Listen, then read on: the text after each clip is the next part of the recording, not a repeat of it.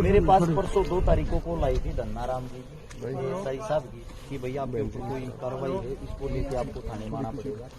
और मैंने 1 महीना पहले देखी थी, 1 महीना पहले कोई खबर थी, कोई वीडियो थी, कोई विक्रम दामोलिया नाम का है जो यूनिवर्सिटी का छात्र बताता है अपने आप को, जिसकी उम्र लगभग 40 साल है, वो लंबे टाइम से ही यहीं रह रहा है। उसने मेरे खिलाफ शिकायत दी थी, एक हमारा हम तक कराएंगे, चिंता ना करो।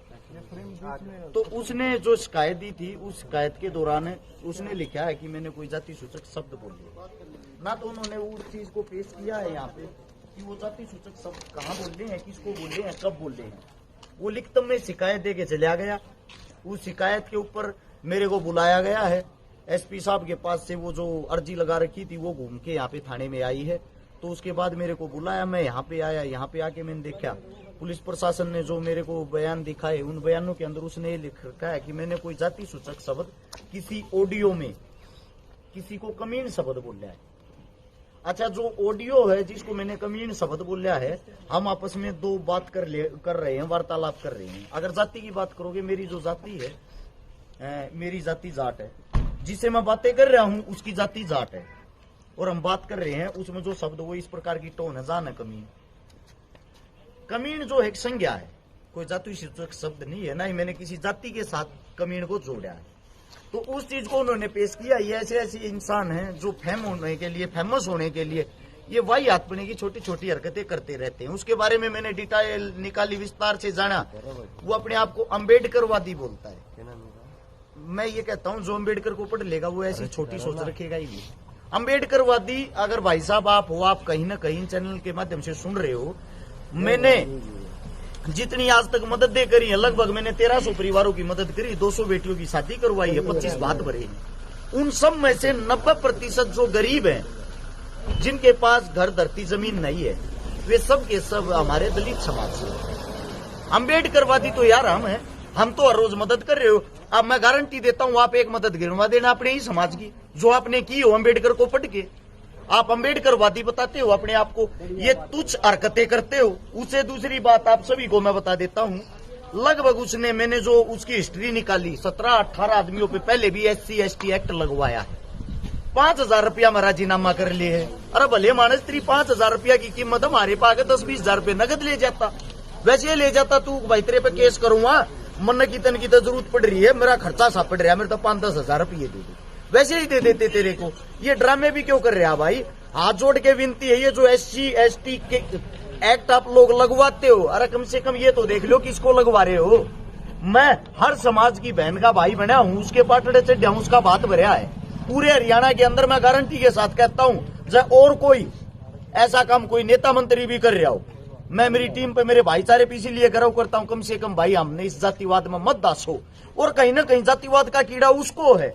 उसने जितने भी इंसानों को केस लगवाया है, सारे केस जाट और पंडित, इन 2 जातियों को टारगेट करता है, इनको वो केस लगवाता है। उसको शर्म आनी चाहिए कम से कम। आप कहां से अपने आप को अम्बेडकरवादी बोलते हो?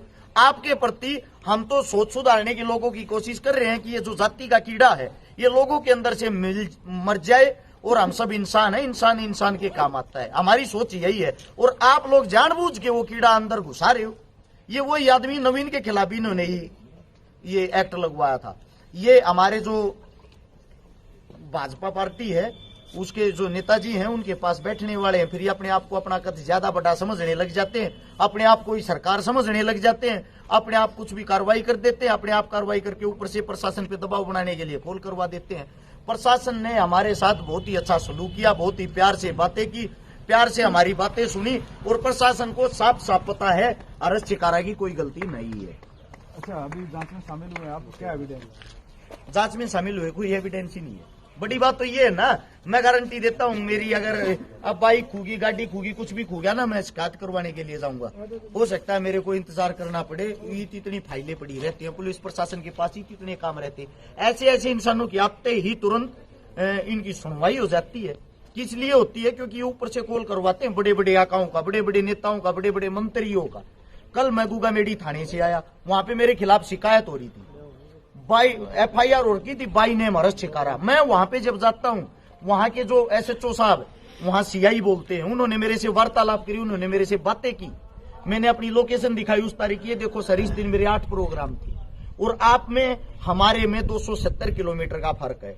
270 किलोमीटर में 1 घंटे के अंदर कैसे आ जा सकता हूँ इस वारदात को अंजाम देके। मैंने जब वहां पे सबूत दिखाया, उनका कहना था एसएचओ साहब का वहां के का, अरे हमारे को पता आप इस केस में नहीं है।